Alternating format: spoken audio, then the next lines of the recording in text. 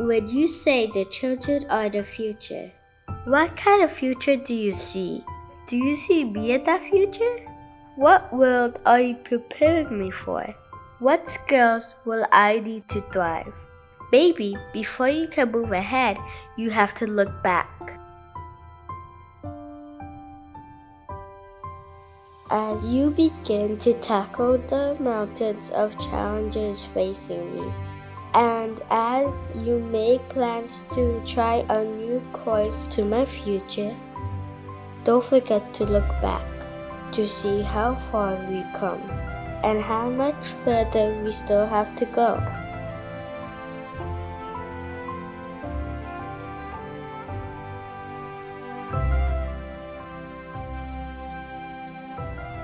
Sankofa is an expression in the Twi language of Ghana, whose literal meaning is go back and fetch it, or look to the past to inform the future.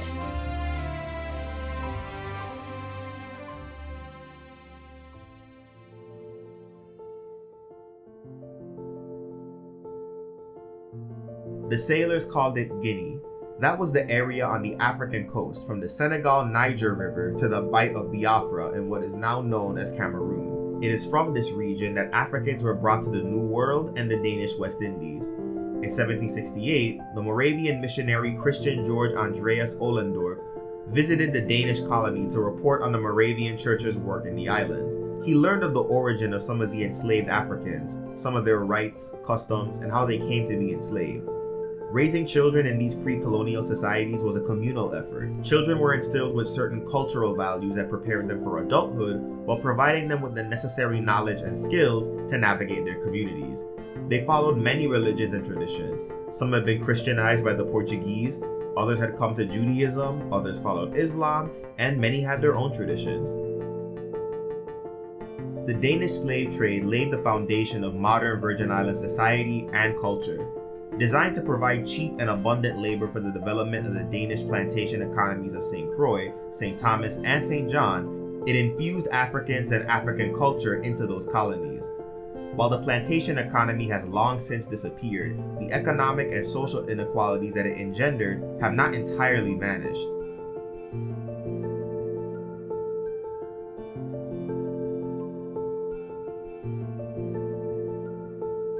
When the prohibition against the Danish slave trade took effect in 1803, the Danish West Indies enslaved population size topped out at around 30,000 persons. As the Euro-Caribbean population at the same time was just under 3,500 persons, the ratio between the two groups was still around 1 to 10. But the trend since 1755 had been very different on the three islands. Nearly the entire increase of the enslaved population had happened on the Sugar Island of St. Croix, while it had not really increased much on St. Thomas and St. John. As a plantation society, people were classified by both race and social class. At the top were Europeans who mostly came from Denmark, the British Isles, the Netherlands, and Germany. Then there were mixed race individuals who consisted of people who were of varying levels of European, indigenous, and/or African origin. At the bottom were the enslaved Africans, who mostly had dark skin. At the top of the worker class were plantation owners and the other white men who supported the plantation, like overseers, managers, scribes, and doctors. There were merchants, physicians and surgeons, artisans and craftsmen, and the enslaved. Many free people of color were also artisans and craftsmen. Enslaved people were at the bottom, and they were further subdivided as tradesmen and field and house slaves. Tax registers showed that enslaved people were listed by gender and then further separated by trade and age. Enslaved people were considered children until age 16. Babies were strapped to their mothers' backs while the mothers worked in the fields, but as children got older, they were expected to do work on the plantation.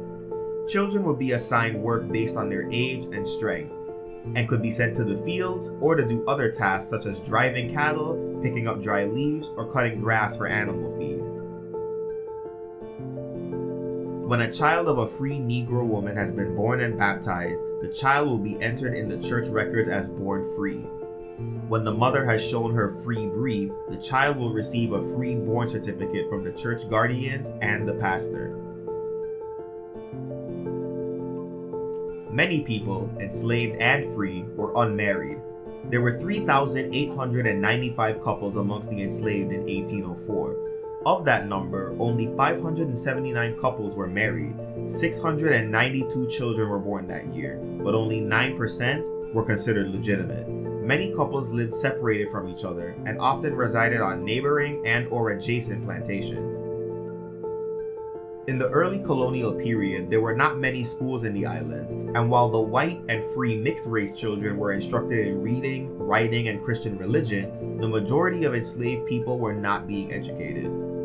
Families that wanted their sons further educated could send them to school in Europe, typically Copenhagen, Britain, or the Netherlands. For the enslaved, Moravian missionaries began to offer reading in the Creole language in 1739. Some enslaved boys could learn a trade such as carpentry, masonry, or as a cooper.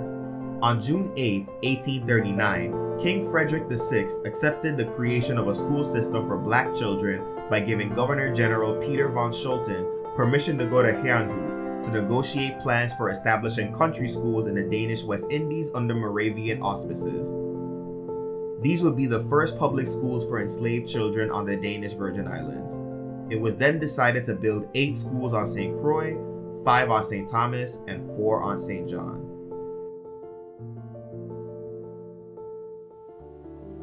Some of the plantations had hospitals with a white physician. Smaller plantations that could not afford a physician would sometimes resort to an herbalist who was knowledgeable about the uses for the various leaves and roots on the island. During the period for which there are statistics, there were only 6 years in which the birth rate was higher than the death rate. At that time, high infant mortality was not uncommon, but in the Danish West Indies, it was particularly high. On St. Croix, up to 40% of all dead enslaved laborers were under 5 years of age. The Danish West Indies had always had an excessive mortality rate, and this continued after emancipation. In 1842, sick houses and nurseries were established on plantations.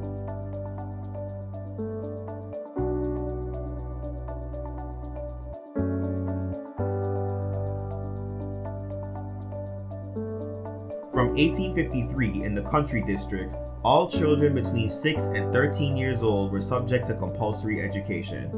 For children between 6 and 10, schooling on St. Croix amounted to instruction for 4 hours in the morning on weekdays, and for the other children, instruction only took place on Saturdays. Education ended with Book 6, a 6th grade education. Emancipation, to a certain extent, brought school teaching in the country districts to a standstill, but by 1851, the situation had been more or less normalized. The only change which seems to have been caused by the emancipation was the introduction of writing and sewing in the school curriculum. Before 1848, writing was only taught to the free blacks.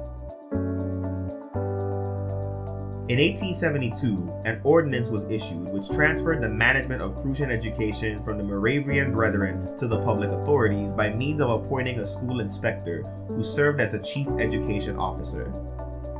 Another essential improvement was that of introducing compulsory education. By 1884, there was a uniformed, fixed system regulating schools and educational matters in the Danish West Indies. These regulations established the education system, extended compulsory education, and altered the subjects offered. The 1849 regulation stipulated that the sick and those debilitated by old age, who were not able to work, were to be supported by the plantation on which they had previously been employed. In 1872, the 1849 regulations were rescinded to St. Thomas and St. John. Public assistance was expanded to apply to the country districts as well. It was not until the repeal of the labor regulations in 1879 that the financing of poor relief in the country districts was transferred to the public funds. The amount given as relief were too small to enable the recipients to subsist on them, which led to extensive begging and other manifestations of poverty. From 1903 to 1915, over 1/2 and up to 3/4 of all newborn children died. Poor sanitation and water contributed to the death toll, as well as unsanitary conditions, poverty, and lack of medical assistance. The mortality rate was higher among men than among women. Princess Louise was the 3rd child and 1st daughter of Crown Prince Frederick of Denmark and his wife Louise of Sweden. After her death in 1906, the first children's home established in Frederiksted in 1904 was named in her memory. The Queen Louise Home for Children was used early on to care for the children of pregnant women during the 9 days of their mother's confinement at Frederiksted Municipal Hospital.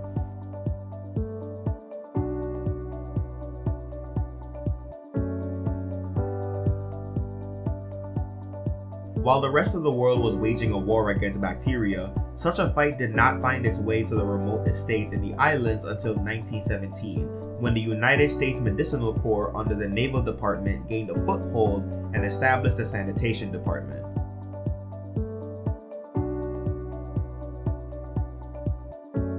In 1917, after almost 60 years of negotiations, through referendum, the Danish people agreed to transfer ownership of the Danish West Indies to the United States of America in exchange for $25 million in gold.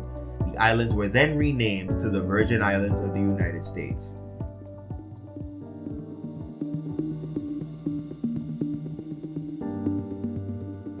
After the transfer in 1917, workers were brought in from Culebra, Vieques, and Puerto Rico.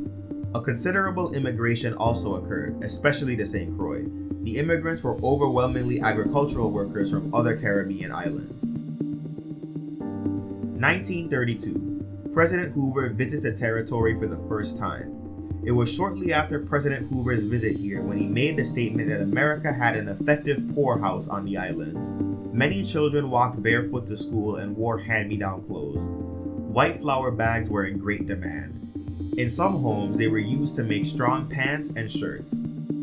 Governor Harwood, the third appointed civilian governor of the Virgin Islands, introduced a bill into the House of Representatives, authorizing an appropriation of $10 million to be used for improvements and extensions of existing facilities, as well as new projects, such as schools, hospitals, roads, sanitation, and fire protection. There were many tradesmen who contributed to the economic and social life of St. Croix. Tradesmen were commonly referred to as artisans or craftsmen. In Christiansted, there were engineers, electrical engineers, plumbers, tinsmiths, and chemists, among others. Tradesmen passed down their techniques and knowledge to their children, and that tradition remained on St. Croix until roughly the 1960s, when the population increased and the demand for various articles to be readily available led to the importation of fabricated goods made off-island. In 1941, the first gun control bill was introduced but not passed. Archie Alexander was appointed governor of the Virgin Islands in 1954. In 1955, Alexander vetoed bills to increase wages, to provide annual leave for government employees, to reform the pension system, and to establish daycare centers. St. Croix remained an agricultural island producing sugar until 1966, when the calculation to transform St. Croix into an industrial island was made. An aluminum refinery and an oil refinery were built on the south shore of the island, Harvey Alumina and Hess Oil respectively. Initially, the cane cutters who came here in the mid-1950s and 1960s did not bring their wives and children. Laborers were sought from the Eastern Caribbean. 6-month to 2-year permits were granted. This, however, was halted by a law which required all workers with permits to acquire green cards, which would allow for definite stays and bringing their families to St. Croix. Hess offered to pay for schooling for the children of certain categories of workers, such as supervisors and foremen, which produced an influx of children in the island. Schools doubled their enrollment within 2 years, and a burden was put not only on education, but on health, hospitals, police, security, housing, and many other agencies. The first 23 years under U.S. rule focused on improving the conditions in the territory, and the governor's annual report of 1940 reflected some of these changes. Much of the data was not specifically related to youth matters, but the little that was captured gives us insight into what being a young person must have been like. There was a 13.1% increase in the population from 1930 to 1940 to 24,889 people, which was due to economic improvements in the territory and less immigration from the islands. There was a reduction in infant mortality from 328.9 per thousand deaths in 1917 down to 101.7 per thousand deaths in 1939. At the same time, the birth rate increased from 24.6 births per thousand in 1917 to 35.8 births per thousand in 1939. Though slavery had been abolished almost a century earlier, the sugar industry was still the largest employer in the VI and was the driving economic force on St. Croix. St. Thomas and St. John had begun to switch to other industries, and there was a particular focus on tourism in St. Thomas. The first 2 decades were focused on improving educational outcomes in the territory. By 1933, the construction of 6 new facilities in the St. Thomas-St. John district, as well as 4 new buildings in St. Croix, were a part of those improvements. Teacher institutes were created, and funds were set up to educate teachers abroad in the US mainland and Puerto Rico. Education was expanded to include junior and senior high schools, and access to more diversified education included training in vocational subjects and coursework in the practical arts of home economics and sewing.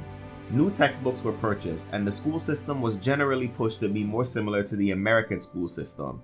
As a result, there was a 24% increase in public school enrollment between 1921 and 1940.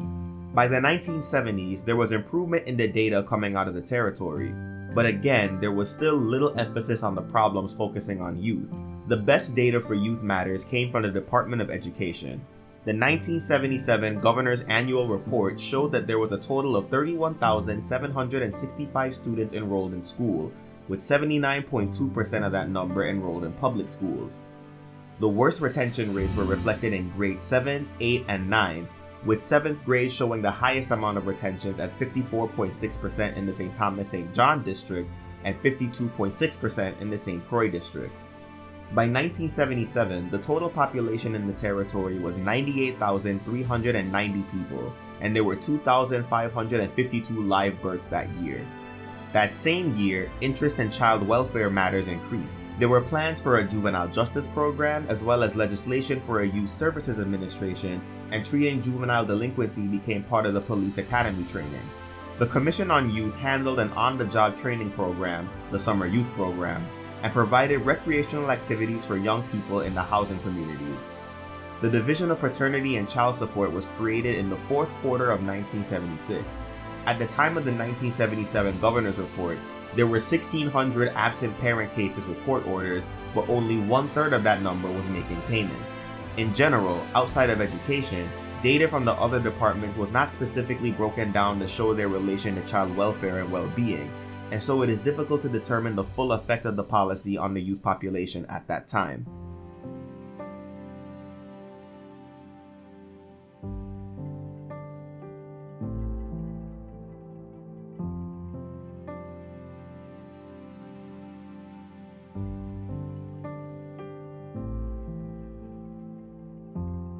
A common greeting of the Maasai warriors of West Africa, Kasiriyat Injera, means, "And how are the children?"